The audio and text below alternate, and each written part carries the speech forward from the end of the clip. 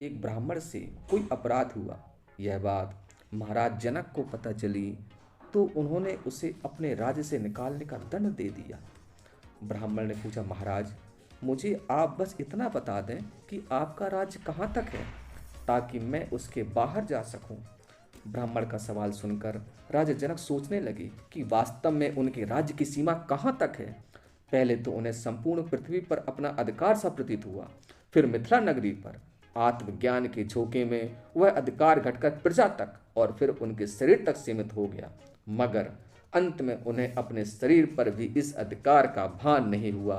वे ब्राह्मण से बोले, आप जहां भी चाहे रहें, मेरा किसी वस्तु पर अधिकार नहीं है। ब्राह्मण को आश्चर्य हुआ। उसने पूछा, महाराज इतने बड़े राज्य का अधिकारी होते हुए भी आप सभी वस्तुओं के प्रति ऐसे कैसे निर्मम हो गए। अभी अभी तो आप संपूर्ण पृथ्वी पर अपना अधिकार होने की सोच रहे थे ना। राजा जनक बोले, संसार के सभी पदार्थ नश्वर हैं।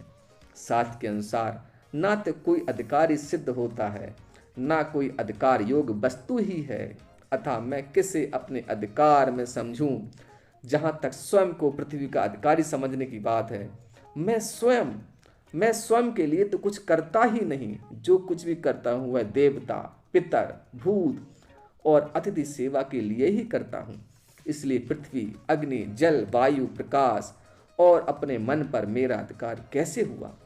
यह सुनते ही ब्राह्मण अपने अच्छे रूप में आकर बोला, महाराज मैं धर्म हूँ। आपकी परीक्षा लेने के लिए ब्राह्मण वेश में आपके राज्य में वास कर रहा था। मैं समझ गया कि सतगुण रूप नियमयुक्त ब्राह्मण प्राप्ति रूप चक्र के आप ही संचालक हैं।